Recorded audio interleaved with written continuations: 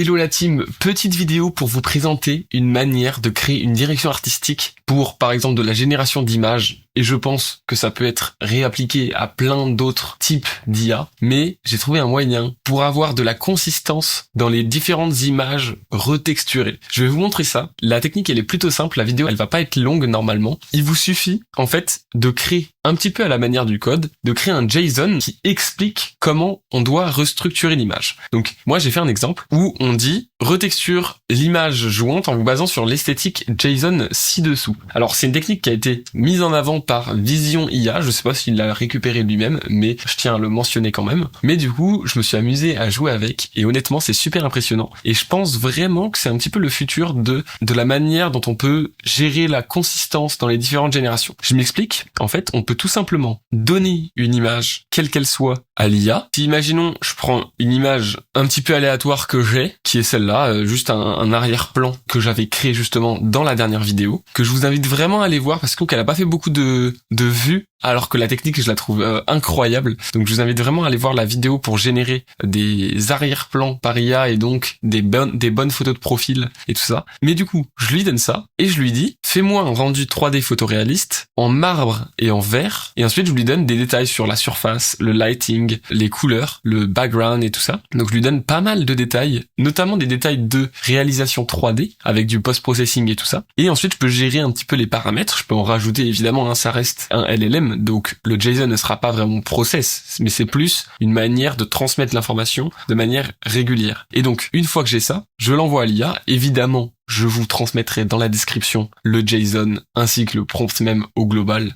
avec la phrase, mais globalement vous pouvez réutiliser tout simplement cette méthode avec les paramètres de votre choix. Ça peut être une photo, ça peut être un style animé, par exemple si vous voulez créer une BD et que vous voulez juste à partir de petits sketchs créer une BD, et ben tout simplement vous créez votre JSON hyper complet avec tout le style que vous souhaitez, et l'avantage de ça c'est qu'après chaque sketch que vous donnerez aura très probablement un résultat très cohérent. Du coup votre BD elle aura du sens.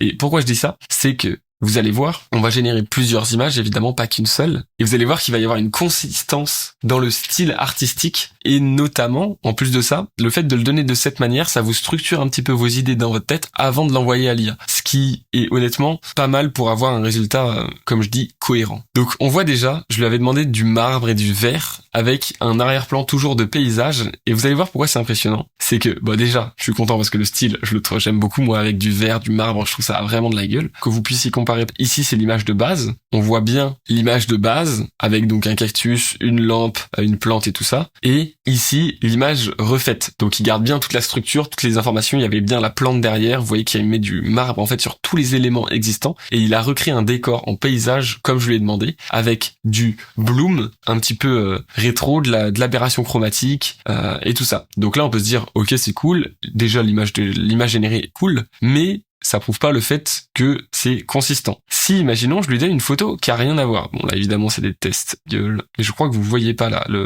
sélection de fichiers. Donc là, je vais, pour ne pas le biaiser, créer le même prompt dans une nouvelle conversation. Et cette fois-ci, je lui donne ça comme image. Donc c'est un arrière-plan, un petit peu cyberpunk. Donc vraiment rien à voir. Et pourquoi je fais ça? Pour prouver à quel point, peu importe l'image de base, on aura des couleurs très similaires entre chaque image générée. Et après, je vais vous montrer aussi un des tests que j'ai fait en amont de la vidéo avec une photo de profil. Et honnêtement, c'est incroyable. J'ai envie de faire toutes mes photos de profil comme ça. Le rendu, il est vraiment incroyable. Et pour l'instant, j'ai juste généré une image, mais ce qu'on peut se dire, c'est que après, une fois qu'on a cette image, on peut générer une vidéo. Et donc, voyant où je vais en venir, on peut très vite créer des scènes super stylées avec de la cohérence entre chaque plan, parce que on a à la source même donné un texte qui est très cohérent, avec du coup cette manière de JSON. Alors excusez-moi, mais rien que là, voir une clim en marbre, ça me régale. Je vous le dis. Je sais pas si on commence à se rendre compte de la dinguerie, mais on part quand même d'un arrière-plan cyberpunk comparé à un truc hyper minimaliste stylé, et on arrive avec un résultat cohérent. Je sais pas si on se rend compte de la dinguerie, mais voilà, vraiment c'est bluffant.